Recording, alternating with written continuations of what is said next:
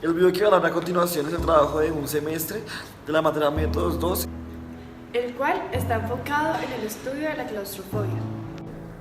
Y está conformado por Nelson Alcides González Avendaño, Sara Judith Vázquez, Andrea Vera, Camilo Andrés Páez Luz Elena Cárdenas. y Laura Oliva.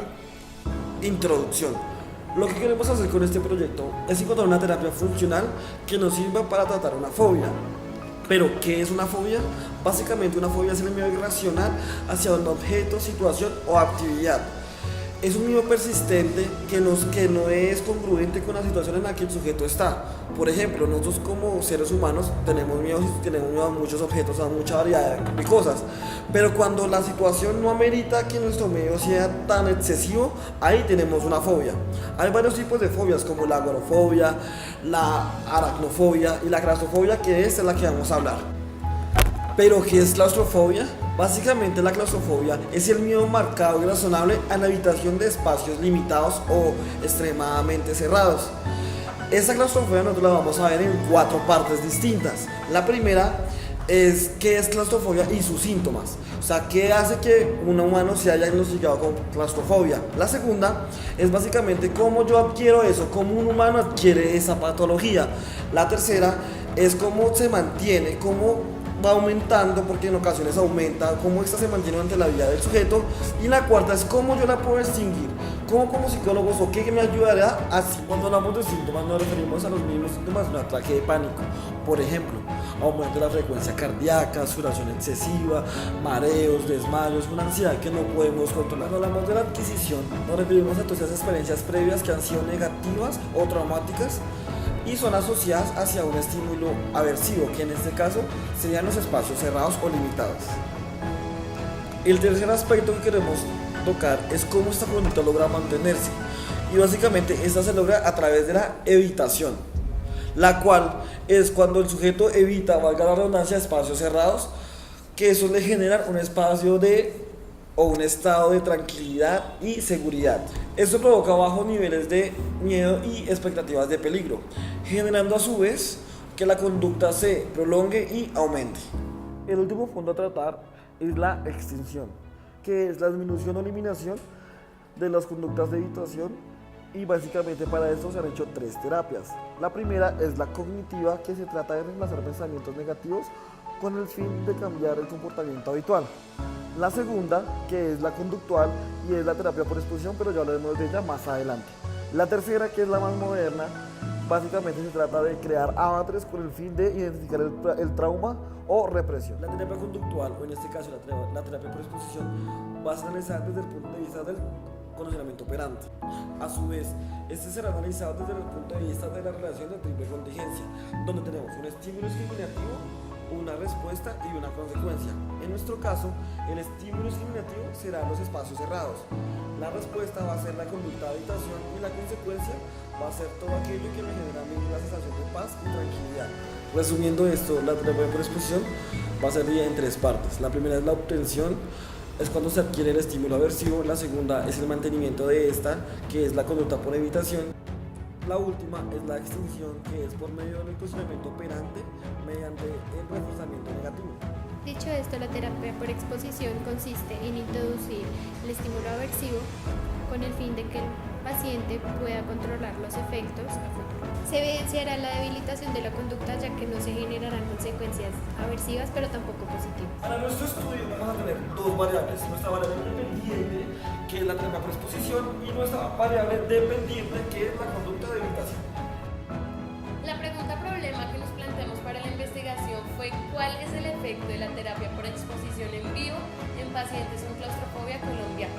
Por ende, el objetivo de esta investigación fue determinar el efecto de la terapia por exposición en vivo sobre la conducta de evitación en pacientes con claustrofobia colombianos. Por esto, la hipótesis de esta investigación es comprobar si existe un efecto significativo de la terapia por exposición en vivo sobre la conducta de evitación en pacientes con claustrofobia colombianos.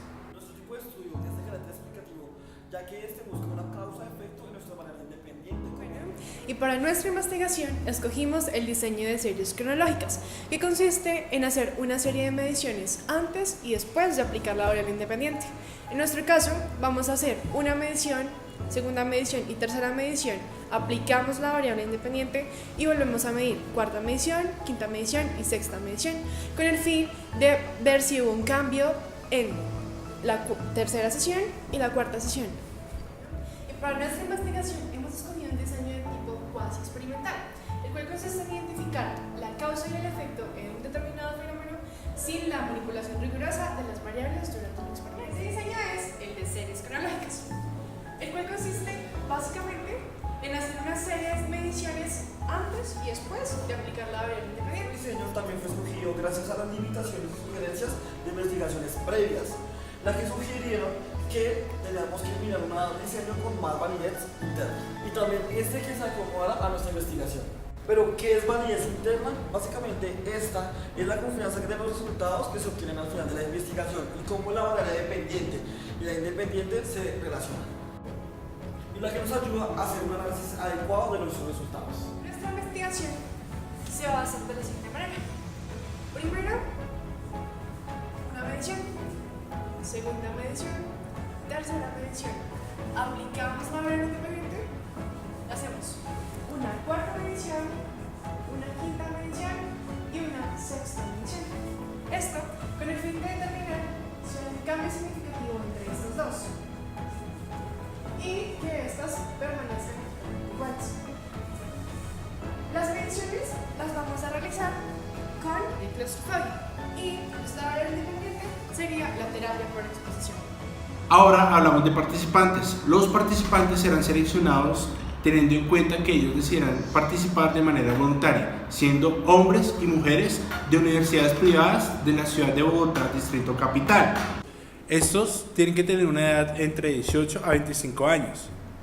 Además de esto, los participantes deberán contar con un diagnóstico certificado de claustrofobia generalizada. No debe depender del consumo de una sustancia psicoactiva y alcohólica, siendo esto al principio del experimento y al final. El paciente no debe presentar problemas cardiovasculares, respiratorios, inmunológicos y motores. Instrumentos. La investigación utilizará la terapia conductual principalmente por exposición, la cual nos indica que es la más exitosa y eficaz para la eliminación de conductas por evitación, principalmente presentadas en miedos específicos. En este caso, en la claustrofobia, el participante debe estar acompañado por 3 investigadores, los cuales van a tomar las observaciones de las conductas que esté presente dentro del ascensor, con el fin de poder predecir las conductas a futuro. Tanto antes como después de aplicar la terapia por exposición, se aplicará el cuestionario de claustrofobia con el fin de evidenciar si se causó un efecto del paso de la tercera a la cuarta medición después de aplicar la terapia por exposición. Como se puede observar, hay 3 mediciones antes y después de la oral independiente. El cuestionario de claustrofobia presenta 26 situaciones claustrofóbicas mediante el uso de una escala de tipo Likert que va de 0 a 4, donde 0 es nada ansioso y 4 es extremadamente ansioso. Este cuestionario se diseñó por primera vez por Reichman and Taylor en 1993, el cual componía de 36 ítems, pero con estudios posteriores este pasó a 26 ítems. Ahora vamos a hablar del procedimiento. El procedimiento se desarrollará en 2 fases. La primera, preexperimental y experimental. La preexperimental es la que selecciona la muestra por conveniencia, es decir, que los participantes se encuentren disponibles para el desarrollo del estudio, en los cuales los participantes deberán cumplir con unos criterios establecidos. Deberán firmar el consentimiento informado y el procedimiento del cuestionario de claustrofobia. Además, los participantes deben certificar que no presentan problemas de salud y psicológicos, con el fin de evitar poner en riesgo la vida y el bienestar del participante.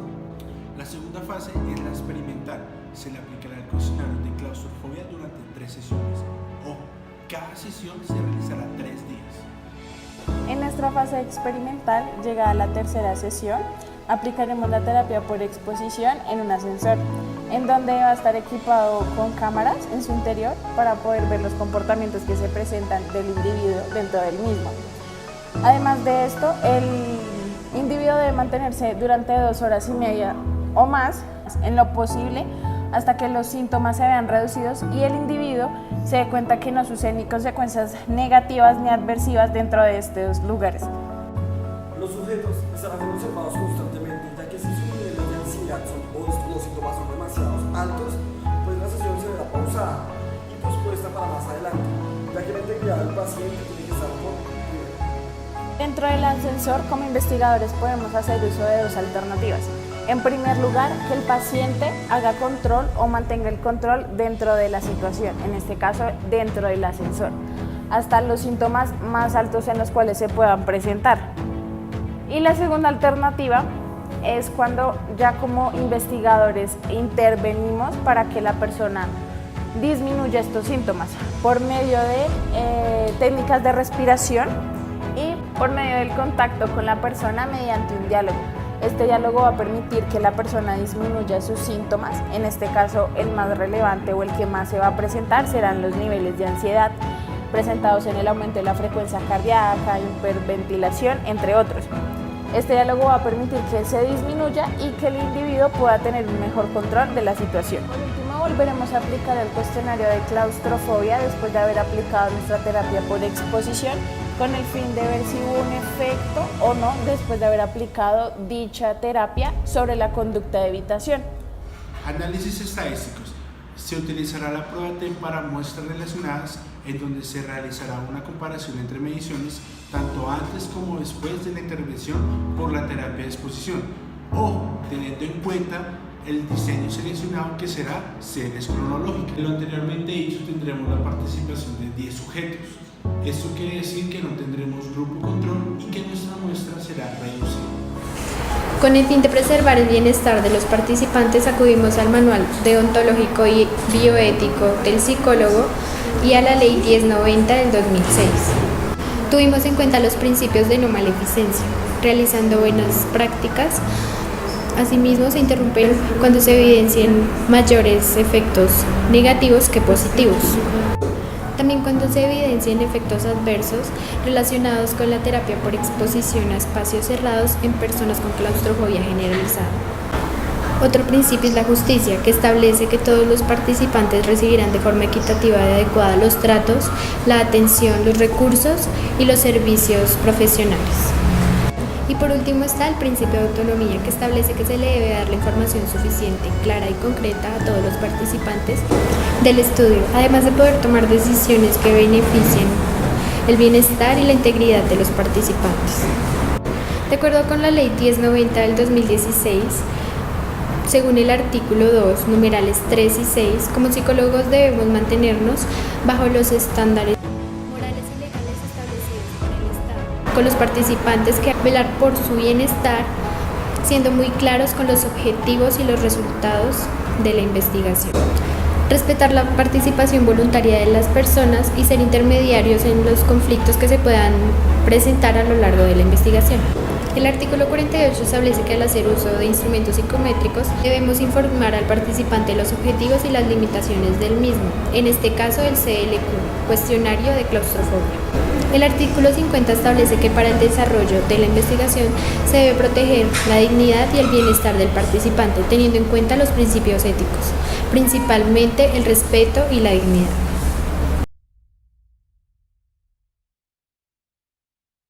Cabe agregar que durante el desarrollo de nuestro estudio y durante las clases tanto de métodos así como de aprendizaje 2, pudimos trabajar en equipo, respetando y compartiendo ideas para el desarrollo del mismo, además de la retroalimentación asertiva por parte de los docentes con el fin de hacernos caer en cuenta de nuestros errores y por medio de sus orientaciones nos permitieron la búsqueda hacia las posibles soluciones de dichas problemáticas. Lo visto en estas dos materias no solo se queda en lo teórico, sino que se verá reflejado en la práctica profesional. Además de lo anteriormente dicho, por medio de las asesorías brindadas tanto por los docentes como por la monitora de métodos 2, nos permitió superar y desarrollar de la mejor manera la selección de nuestro diseño de investigación, ya que este fue uno de los aspectos que más se nos dificultó en el desarrollo del mismo. Para finalizar, lo que no nos gustó fue a la hora de realizar los adelantos en clase, las instalaciones, además de los medios ambientales como lo son el internet, las computadoras o el acceso a la biblioteca no eran los más adecuados o no podían ser adquiridos.